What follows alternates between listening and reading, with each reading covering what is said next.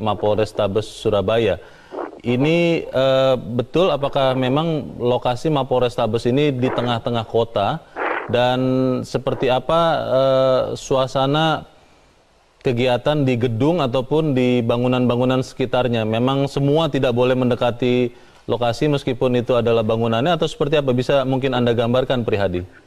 Ya, akses masuk di kantor Polrestabes Surabaya memang dikelilingi oleh gedung-gedung tua, Leo, dan memang lokasi jalan utamanya itu tepat di Jalan Sipatan. Itu ya di Jalan Sipatan, tempat di mana kejadian ledakan itu terjadi. Namun sayangnya saya berada di Kepanjen atau di sisi lainnya, dan nanti kami akan segera kirimkan, Leo, visual terakhir yang kami peroleh dari paling tidak ini bisa menggambarkan sebenarnya apa yang terjadi di Polrestabes pada pukul 8 pagi tadi pada saat kejadian berlangsung, Leo. Apakah saat ini sudah ada ambulans ataupun mobil-mobil lain yang mungkin dari pihak para medis yang merapat mendekati lokasi, atau seperti apa? Bisa Anda gambarkan, Prihadi? Kalau dari sisi tempat saya melaporkan, tempatnya di Kepanjen, belum ada akses atau belum ada ambulans yang melintas melalui jalur ini. Tapi tadi saya sempat melihat sekitar 5 motor anggota BRIMOB yang masuk ke kawasan. Dan Leo, bisa saya sampaikan bahwa parameter atau garis polisi sudah mulai menjauh lagi, dan kami wartawan dipersilakan untuk tidak lagi-lagi mendekat dari dinding terakhir Polrestabes Surabaya ini, Leo. Diminta menjauh lagi begitu, Prihadi, ya? Diminta menjauh lagi begitu, Prihadi, ya? Diminta menjauh lagi begitu, Prihadi, ya? Suasana di sana sekarang apakah memang hening begitu, atau ada suara-suara, apakah mungkin ada suara ledakan atau tembakan, atau seperti apa? Bisa Anda gambarkan, Prihadi?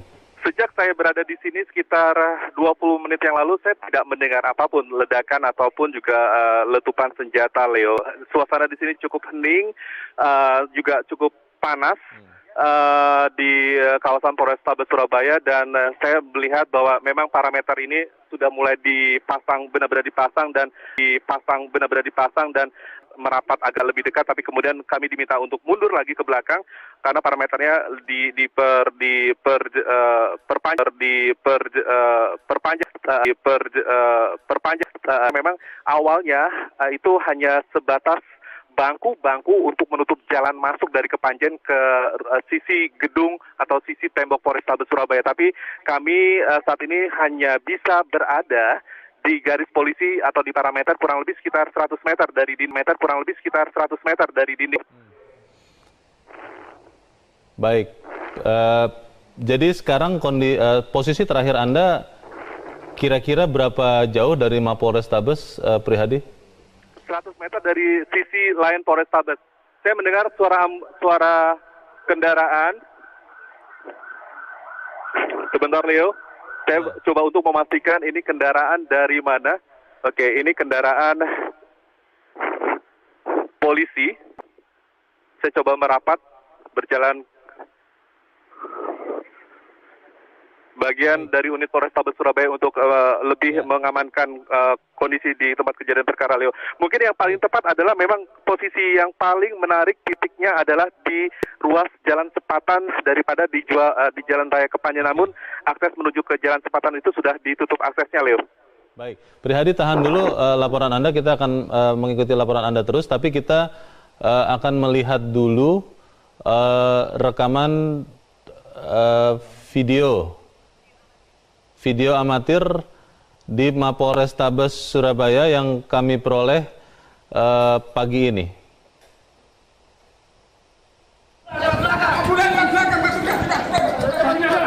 Kita melihat anggota kepolisian mengangkat sesosok tubuh.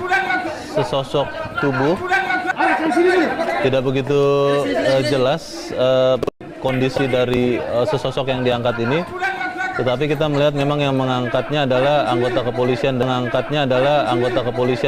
Ini adalah Mapolrestabes Surabaya. Halaman depan dari Mapolrestabes Surabaya. Kita melihat sesosok tubuh. Itu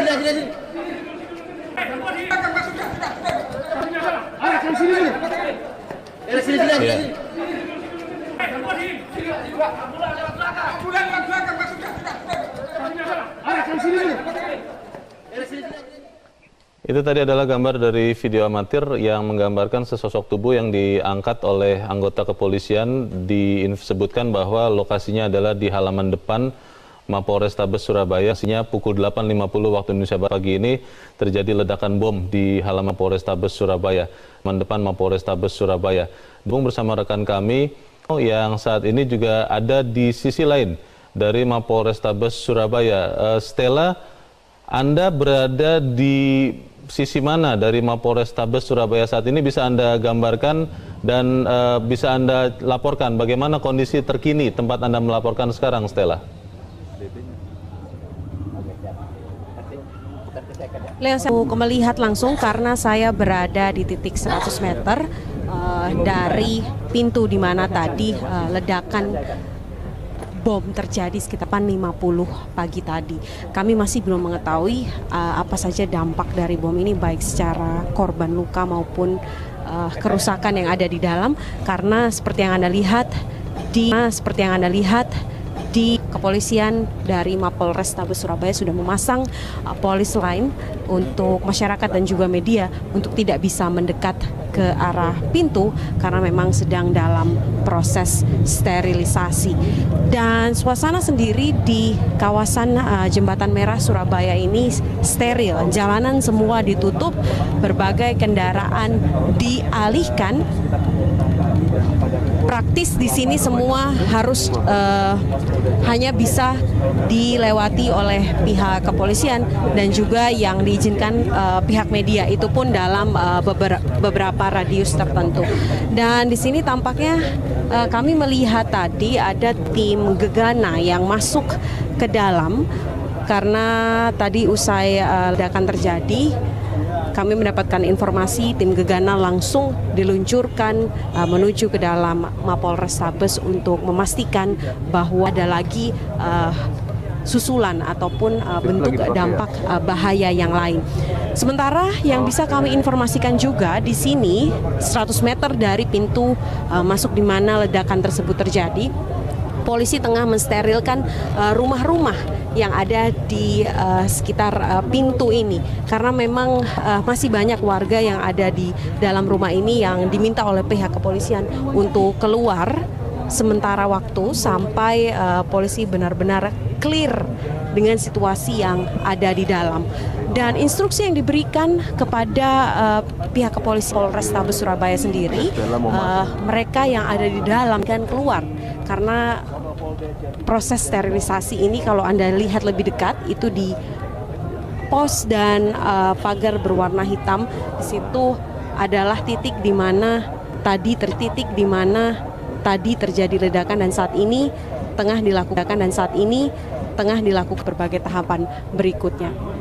Selain itu tadi kami melihat pihak kepolisian memang selain menjaga radius dari pintu terjadinya ledakan, kita cukup khawatir, Leo, karena banyak sekali masyarakat yang memang ingin masuk ke sini dan itu menimbulkan kekhawatiran karena kalau kita lihat pola kemarin bom-bom yang terjadi di Surabaya ini adalah masuk dan kemudian meledak begitu saja, sehingga polisi tadi